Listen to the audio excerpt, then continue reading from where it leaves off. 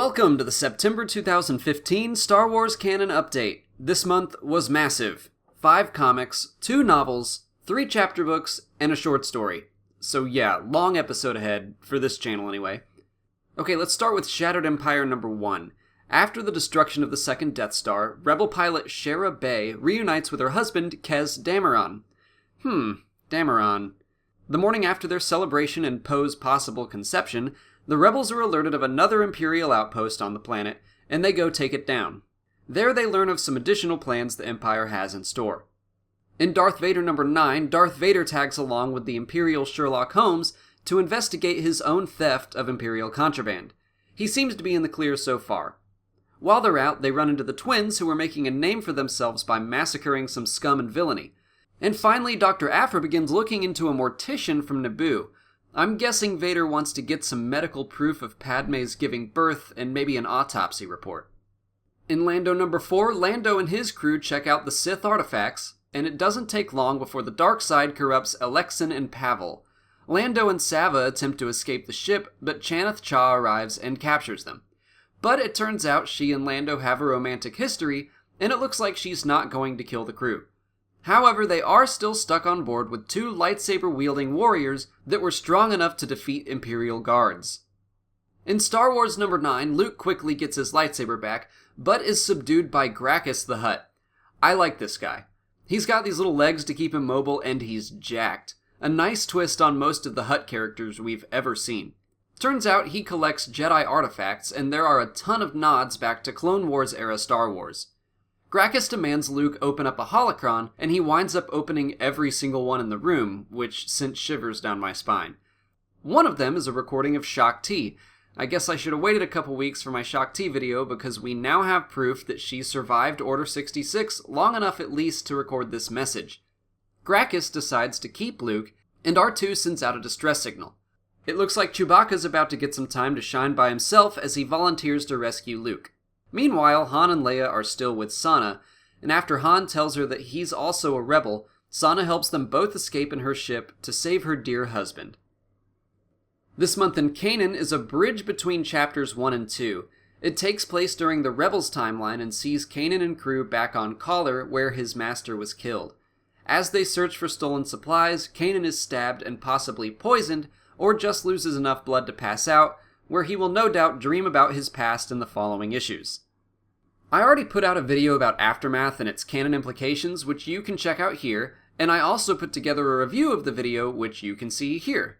But since there's so much to cover this month, I'm not going to go back over everything in this video, but even though I seem to be in the minority here, I will say that I enjoyed the story, and it introduces a lot of very interesting ideas for the future of Star Wars.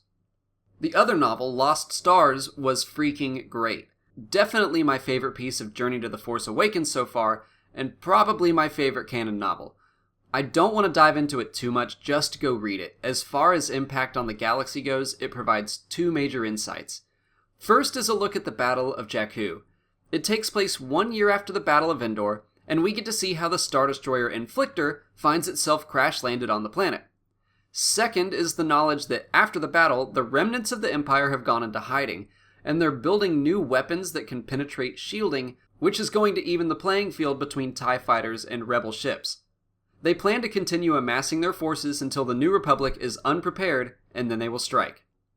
Moving on to Smuggler's Run, the bulk of the story doesn't have much impact on the canon. It's a small mission where Han and Chewie are sent to pick up a Rebel agent shortly after the Battle of Yavin. But the prologue and epilogue both take place soon before the events of The Force Awakens. Han and Chewie are still together, and they appear to have fallen into trouble with the criminal underworld again. But the biggest addition to the canon that this book makes is that it mentions that Chewie actually got a medal after the Battle of Yavin. He didn't get one at the ceremony because it just wouldn't fit around his head. I think that's a flimsy argument, but I'm glad he wasn't left out. Moving Target is a small story about what Leia did in between The Empire Strikes Back and Return of the Jedi. We see some insights into Leia and how she feels her duty is to the rebellion first, even when she wants to save Han. We also learn how the rebellion came to have the shuttle Tidarium. Hinting towards The Force Awakens, in the prologue and epilogue, she is referred to as General Organa and the leader of the Resistance. The Weapon of a Jedi was my favorite of the young reader books. Luke travels to a deserted Jedi temple on Deveron, learns to use his lightsaber, and vows to rebuild the Jedi Order someday. From the Force Awakens trailers, I'd guess that he hasn't rebuilt the Order yet. I wonder what's keeping him, and if maybe we'll see that come to pass during episodes 8 and 9. And the last piece of new material in September is a short story in Star Wars Insider. Blade Squadron 0 Hour is about a B-Wing squadron taking out the planetary shields on Malastare so the New Republic can take control of the world shortly after the Battle of Endor. It has some light ties to characters in Aftermath, but it's a very self-contained story with little impact on the rest of the galaxy. And that wraps up September. That's gotta be my longest video on the channel so far. And next month might be even longer with 18 new pieces of content coming out. As always, make sure to like and subscribe to stay up to date with all the new Star Wars canon content, as well as new Star Wars lore videos every Monday, Wednesday, and Friday. Thanks for watching, and may the Force be with you.